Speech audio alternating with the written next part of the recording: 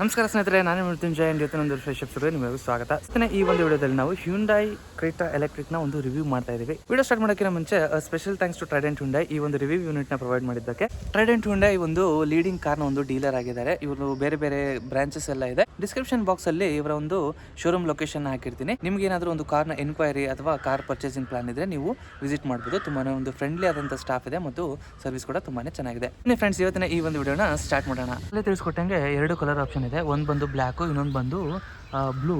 So ಈಗ ನಾವು ನೋಡ್ತಾ ಇರೋದು ಬ್ಲ್ಯಾಕ್ ಕಲರ್ನ ವೇರಿಯಂಟು.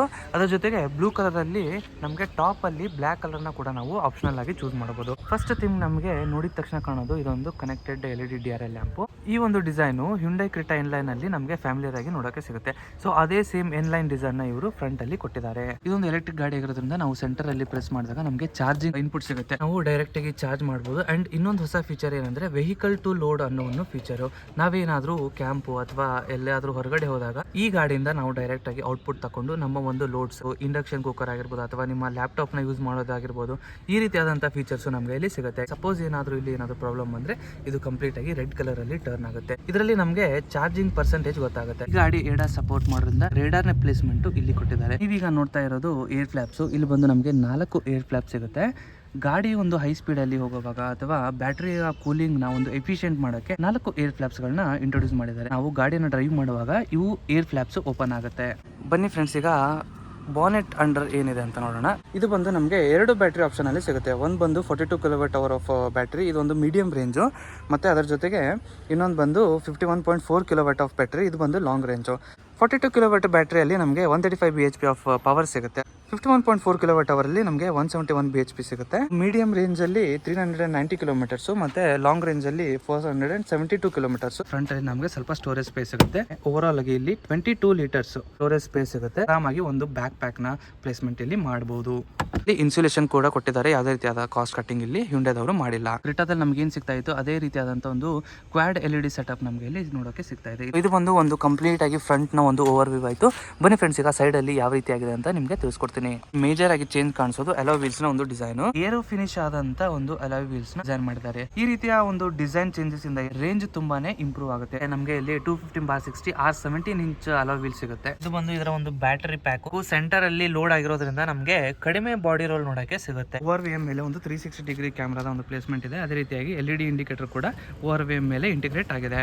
ಸೊ ಓವರ್ ಆಲ್ ಆಗಿ ಹೇಳ್ಬೇಕಂದ್ರೆ ಸೈಡ್ ಪ್ರೊಫೈಲ್ ಅಲ್ಲಿ ಮೇಜರ್ ಚೇಂಜಸ್ ಏನಿಲ್ಲ. ಉಳಿದಂತೆ ಸೇಮ್ ಕ್ರೆಟಾ ಯಾವ ರೀತಿ ಆಗಿತ್ತು ಅದೇ ರೀತಿಯಾಗಿದ್ದಂತ ಒಂದು ಡಿಸೈನ್ ಪ್ರೊಫೈಲ್ ನ ಇಲ್ಲಿ ಮೇಂಟೈನ್ ಮಾಡಿದ್ದಾರೆ. ರೇರ್ ಅಲ್ಲಿ ನಮಗೆ ಆಲ್ಮೋಸ್ಟ್ ಸೇಮ್ ಸಿಗುತ್ತೆ. ಮೇಜರ್ ಆಗಿ ಏನು ಚೇಂಜಸ್ ಇಲ್ಲ. ಫ್ರಂಟ್ ಅಲ್ಲಿ ಕೂಡ ನಾವು ನೋಡಿದ್ವಿ ಸ್ವಲ್ಪ ಒಂದು ಟೆಕ್ಸ್ಚರ್ ನ ಚೇಂಜ್ ಮಾಡಿದ್ರು. ಅದೇ ರೀತಿಯಾಗಿ ರೇರ್ ಅಲ್ಲಿ ಕೂಡ ಸ್ವಲ್ಪ ಒಂದು ಪ್ರೊಫೈಲ್ ನ ಚೇಂಜ್ ಮಾಡಿದ್ದಾರೆ. ಕನೆಕ್ಟೆಡ್ LED ಟೇಲ್ ಲ್ಯಾಂಪ್ ಸಿಗುತ್ತೆ. ಏನ್ ಒಂದು ಎಕ್ಸ್ಟ್ರಾ ಅಂದ್ರೆ ಇಲ್ಲಿ ನಮಗೆ ಎಲೆಕ್ಟ್ರಿಕ್ ನ ಒಂದು ಬ್ಯಾಡ್ಜಿಂಗ್ ಕೂಡ ಕೊಟ್ಟಿದ್ದಾರೆ. ಮೇಲ್ಗಡೆ ನಮಗೆ ಸ್ಪಾಲರ್ ನ ಪ್ಲೇಸ್ಮೆಂಟ್ ಇದೆ. High mounted stop lamp, wiper washer ಮತ್ತು ಡಿಫಾಗರ್ ಅಂತ ಫೀಚರ್ಸ್ ನ ಕೊಟ್ಟಿದ್ದಾರೆ. 4 ಪಾರ್ಕಿಂಗ್ ಸೆನ್ಸರ್ ಸಿಗುತ್ತೆ. ಇಲ್ಲಿ ಕೆಳಗಡೆ ರಿವರ್ಸ್ ಪಾರ್ಕಿಂಗ್ ಲ್ಯಾಂಪ್ ನ ಕೊಟ್ಟಿದ್ದಾರೆ. ರಿಯರ್ ಅಲ್ಲಿ ಸಿಲ್ವರ್ ಕಲರ್ ಸ್ಕಿಡ್ ಪ್ಲೇಟ್ಸ್ ಇದೆ. ಸೊ ಬನ್ನಿ ಫ್ರೆಂಡ್ಸ್, ಈಗ ಒಂದು ಬೂಟ್ ಸ್ಪೇಸ್ ನೋಡೋಣ. 433 ಲೀಟರ್ಸ್ ಆಫ್ ಬೂಟ್ ಸ್ಪೇಸ್ ಸಿಗುತ್ತೆ. ಕ್ಲೋಸ್ ಮಾಡೋಕೆ ನಮಗೆ ಇಲ್ಲೊಂದು ಹ್ಯಾಂಡಲ್ ಇದೆ. ಇಷ್ಟೊತ್ತು ಎಕ್ಸ್ಟೀರಿಯರ್ ಅಲ್ಲಿ ಏನೇನಾಗಿದೆ ಅಂತ ನೋಡಿದ್ವಿ. ಇಂಟ್ರೆಸ್ಟಿಂಗ್ ಫ್ಯಾಕ್ಟ್ಸ್ ಇರೋದು ಇದರ ಒಂದು ಇಂಟೀರಿಯರ್ಸ್ ಅಲ್ಲಿ. ಈಗ ಇಂಟೀರಿಯರ್ ಅಲ್ಲಿ ಹೋಗಿ ಏನೇನ್ ಚೇಂಜಸ್ ಆಗಿದೆ, ಏನೆಲ್ಲ ಫೀಚರ್ಸ್ ಇದೆ ಅಂತ ನಿಮಗೆ ತಿಳಿಸ್ಕೊಡ್ತೀನಿ. ಸಾಫ್ಟ್ ಟಚ್ ಆದಂತ ಒಂದು ಡ್ರೈವರ್ ಕೀಲೆಸ್ ಎಂಟ್ರಿ ಇದೆ. ಸೊ ಇದನ್ನ ಓಪನ್ ಮಾಡಿದ ತಕ್ಷಣ ನೀವೀಗ ನೋಡ್ತಾ ಇರಬಹುದು ಸೀಟು ಹಿಂದ್ಗಡೆ ಹೋಗ್ತಾ ಇದೆ. ಸೊ ಇದು ಒಂದು ವೆಲ್ಕಮ್ ಫೀಚರ್. 2 ಮೆಮರಿ ಸೀಟ್ಸ್ ನ ಒಂದು ಫಂಕ್ಷನಾಲಿಟಿ. 8-ವೇ ಪವರ್ ಅಡ್ಜಸ್ಟಬಲ್ ಡ್ರೈವರ್ ಸೀಟ್ ಇದೆ. ಎಲೆಕ್ಟ್ರಾನಿಕಲಿ ಫೋಲ್ಡಬಲ್ ಮತ್ತು controllable over VMs, all 4 power windows. Driver side ಅಲ್ಲಿ ಆಟೋ ಅಪ್ ಡೌನ್ ಫೀಚರ್ ನ ಕೊಟ್ಟಿದ್ದಾರೆ. ಬೋಸ್ ನ ಒಂದು ಸ್ಪೀಕರ್ ಕೂಡ ಸಿಗುತ್ತೆ. ಕೆಳಗಡೆ ಬಾಟಲ್ ಹೋಲ್ಡರ್ಸ್, ಅದ್ರ ಜೊತೆಗೆ ಸ್ವಲ್ಪ ಸ್ಟೋರೇಜ್ ಸ್ಪೇಸ್ ಕೂಡ ಇದೆ. ಬನ್ನಿ ಫ್ರೆಂಡ್ಸ್, ಈಗ ನಾವು ಗಾಡಿಯ ಒಳಗಡೆ ಬಂದಿದ್ದೀವಿ.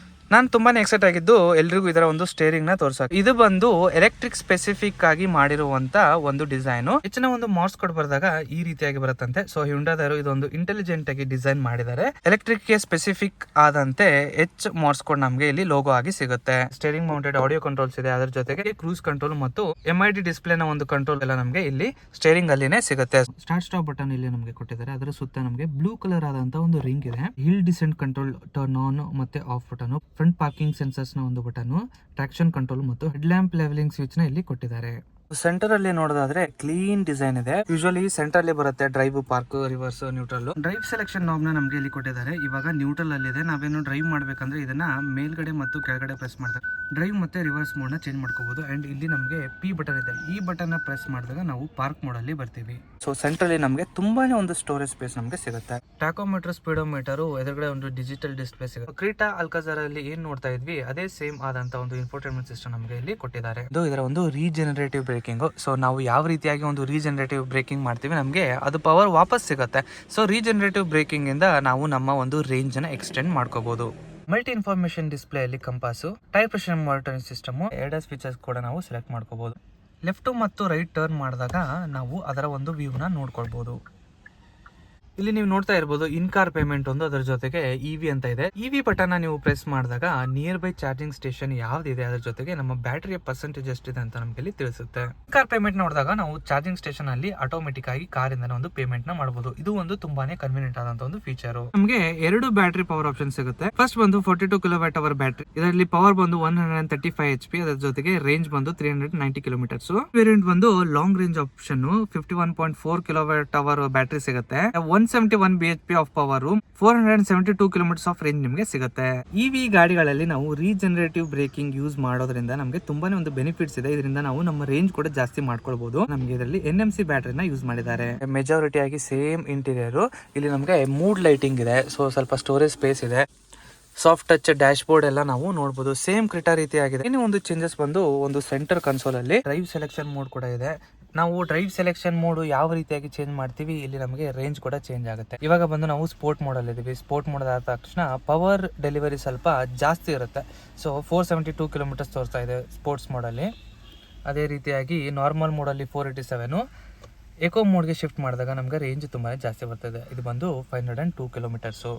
ಇನ್ನು ರಿಯಲ್ ವರ್ಲ್ಡ್ ಯೂಸೇಜ್ ಬಗ್ಗೆ ಹೇಳೋದಾದ್ರೆ ನಮಗೆ ಇದರಲ್ಲಿ ಪ್ರಾಕ್ಟಿಕಲ್ ಆಗಿ 390 to 400 ಕಿಲೋಮೀಟರ್ಸ್ ಆಫ್ ರೇಂಜ್ ನಮಗೆ ನೋಡಕ್ಕೆ ಸಿಗುತ್ತೆ. ಎಲೆಕ್ಟ್ರಾನಿಕ್ ಪಾರ್ಕಿಂಗ್ ಬೇಕು, ಅದರ ಜೊತೆಗೆ ಆಟೋ ಹೋಲ್ಡ್ ಮತ್ತು ಒಂದು ಪಾರ್ಕಿಂಗ್ ಕ್ಯಾಮೆರಾ ನಮಗೆ ಸಿಗುತ್ತೆ. ಕಂಪ್ಲೀಟ್ ಆದಂತ ಒಂದು 360 ವ್ಯೂ ಸಿಗುತ್ತೆ. ನಾವು ಬೇರೆ ಬೇರೆ ಆಂಗಲ್ ಅಲ್ಲಿ ಕಟ್ ಮಾಡ್ಕೊಳ್ಬಹುದು ಗಾಡಿ ಯಾವ ರೀತಿ ಆಗಿದೆ, ಪ್ಲೇಸ್ಮೆಂಟ್ ಇದೆ ಅಂತ. ಅಲ್ಲಿ ಫ್ರಂಟ್, ಲೆಫ್ಟ್, ರೈಟ್ ಮತ್ತು ರಿಯರ್ ನ ಒಂದು ವ್ಯೂ ನಮಗೆ ಕ್ಲಿಯರ್ ಆಗಿ ಸಿಗುತ್ತೆ. ವೆಂಟಿಲೇಟೆಡ್ ಸೀಟ್ಸ್ ಕೂಡ ಕೊಟ್ಟಿದ್ದಾರೆ. ಇಂಡಿವಿಜುವಲ್ ಆಗಿ ವೆಂಟಿಲೇಟೆಡ್ ಸೀಟ್ಸ್ ನ ನಾವು ಇಲ್ಲಿ ಕಂಟ್ರೋಲ್ ಮಾಡ್ಕೋಬಹುದು.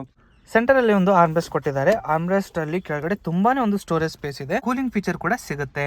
ಸ್ಟ್ಯಾಂಡರ್ಡ್ ಕೀ ಸಿಗುತ್ತೆ. ಲಾಕ್, ಅನ್ಲಾಕ್ ಬಟನ್, ಹೋಲ್ಡ್ ಮತ್ತು ಬೂಟ್ ಓಪನಿಂಗ್ ಗೆ ಇಲ್ಲಿ ಒಂದು ಬಟನ್ ಇದೆ. 6 ಏರ್ ಬ್ಯಾಗ್ ಸ್ಟ್ಯಾಂಡರ್ಡ್ ಆಗಿ ಸಿಗುತ್ತೆ. ADAS ಲೆವೆಲ್ 2, ಅದರ ಜೊತೆಗೆ ABS with EBD, electronic stability programme, hill start ಮತ್ತೆ ಹಿಲ್ ಡಿಸೆಂಟ್ ಕಂಟ್ರೋಲ್ ಮತ್ತು ಆಲ್ 4 ಡಿಸ್ಕ್ ಬ್ರೇಕ್ಸ್ ನಮಗೆ ಇಲ್ಲಿ ಸಿಗ್ತಾ ಇದೆ.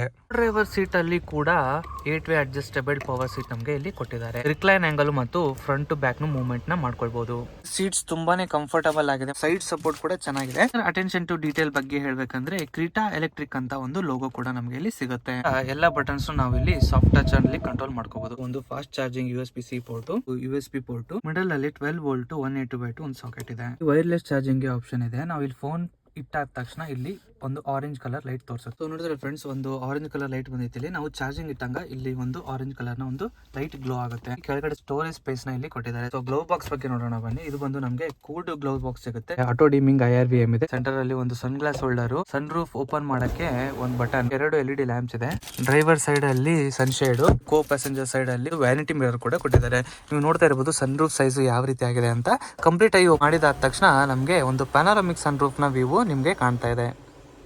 ಇಷ್ಟೊತ್ತು ನಾವು ಫ್ರಂಟ್ ಡ್ರೈವರ್ ನ ಸೀಟ್ ರೀತಿಯಾದಂತಹ ಒಂದು ಫೀಚರ್ಸ್ ಇದೆ ಅಂತ ತಿಳ್ಕೊಂಡ್ವಿ. ಅದೇ ರೀತಿಯಾಗಿ ಹಿಂದ್ಗಡೆ ಹೋಗಿ ಏನೆಲ್ಲ ಫೀಚರ್ಸ್ ನ ಒಂದು ಕ್ರೀಟಾ EVದಲ್ಲಿ ಕೊಟ್ಟಿದ್ದಾರೆ ಅಂತ ನಿಮ್ಗೆ ತಿಳಿಸ್ಕೊಡ್ತೀನಿ. ಹಿಂದ್ಗಡೆ ಸೀಟ್ ಅಲ್ಲಿ ತುಂಬಾನೇ ಫೀಚರ್ ರಿಚ್ ಆಗಿದೆ. ಫಸ್ಟ್ ಒಂದು ಇಂಟ್ರೆಸ್ಟಿಂಗ್ ಥಿಂಗ್ ಬಂದು ವೆಹಿಕಲ್ ಟು ಲೋಡ್.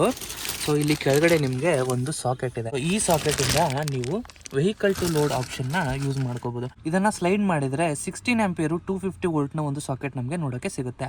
ಇದರಿಂದ ನಾವು ಲ್ಯಾಪ್ಟಾಪ್ ಆಗಲಿ ಅಥವಾ ಯಾವ್ದಾದ್ರು ಅಪ್ಲಯನ್ಸ್ ಆಗಲಿ ಇಲ್ಲಿ ಕಾರಲ್ಲಿ ಯೂಸ್ ಮಾಡ್ಕೊಳ್ಬಹುದು. ಕ್ರೀಟಾ EVದಲ್ಲಿ ಇದೊಂದು ಇಂಟ್ರೆಸ್ಟಿಂಗ್ ಫೀಚರ್. ಒಂದು ಗೋ ಅಲ್ಲಿ ಒಂದು ಲ್ಯಾಪ್ಟಾಪ್ ಚಾರ್ಜ್ ಮಾಡಬೇಕು, ಏನಾದ್ರೂ ಒಂದು ಎಲೆಕ್ಟ್ರಿಕ್ ಡಿವೈಸ್ ನ ಯೂಸ್ ಮಾಡ್ಬೇಕಂದ್ರೆ ಈ 16 ಆಂಪಿಯರ್ 250 ವೋಲ್ಟ್ ಸಾಕೆಟ್ ನ ಯೂಸ್ ಮಾಡ್ಕೊಂಡು ನೀವು ನಿಮ್ಮ ಅಪ್ಲಯನ್ಸಸ್ ನ ಯೂಸ್ ಮಾಡ್ಕೊಳ್ಬಹುದು. ಸೀಟ್ಸ್ ನ ಡಾರ್ಕರ್ ಶೇಡ್ ಅಲ್ಲಿ 2 ಥೀಮ್ ಕಲರ್ ಅಲ್ಲಿ ಡಿಸೈನ್ ಮಾಡಿದ್ದಾರೆ.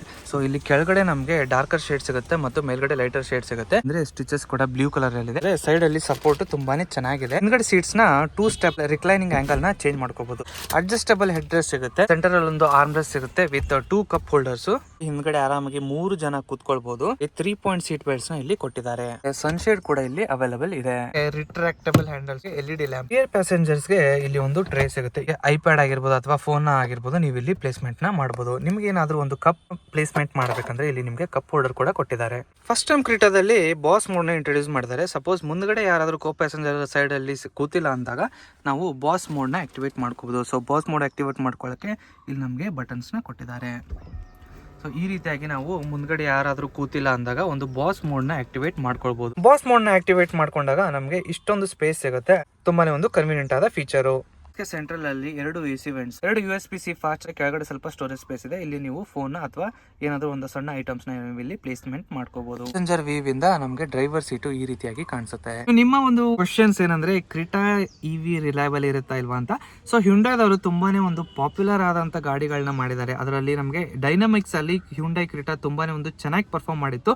ಹ್ಯುಂಡೈ ಕ್ರೀಟಾ EV ನ ಒಂದು ತುಂಬಾನೇ ಟ್ರೈಡ್ ಅಂಡ್ ಟ್ರಸ್ಟೆಡ್ ಆಗಿ ಮಾಡಿದ್ದಾರೆ. ಸೊ ನೀವು ಈಸಿಯಾಗಿ ಇದ್ರ ಮೇಲೆ ರಿಲಯಬಲ್ ಆಗಬಹುದು. ನೋಡಿದ್ರೆ ಫ್ರೆಂಡ್ಸ್, ಇವತ್ತಿನ ಈ ಒಂದು ವಿಡಿಯೋದಲ್ಲಿ ನಾನು ನಿಮಗೆ ಕ್ರೀಟಾ EV ಹೊಸದಾಗಿ ಲಾಂಚ್ ಆಗಿದೆ, ಏನೇನೆಲ್ಲ ಫೀಚರ್ಸ್ ಇದೆ ಅಂತ ನಿಮಗೆ ತಿಳಿಸ್ಕೊಟ್ಟೆ. ಇವತ್ತಿನ ಈ ವಿಡಿಯೋ ನಿಮಗೆ ಇಷ್ಟ ಆಗಿದೆ, ಪ್ಲೀಸ್ ಈ ವಿಡಿಯೋಕ್ಕೆ ಒಂದು ಲೈಕ್ ಮಾಡಿ ಅಂಡ್ ಅದೇ ರೀತಿ ನಮ್ಮ ಚಾನಲ್ಗೆ ಸಬ್ಸ್ಕ್ರೈಬ್ ಮಾಡಿ. So thank you so much guys. ಈ ವಿಡಿಯೋ ನೋಡೋದಕ್ಕೆ ಮತ್ತೆ ಒಂದು ಹೊಸ ವಿಡಿಯೋದಲ್ಲಿ ನಿಮ್ಮ ಜೊತೆ ಸಿಗ್ತೀನಿ. ತುಂಬಾ ಧನ್ಯವಾದಗಳು.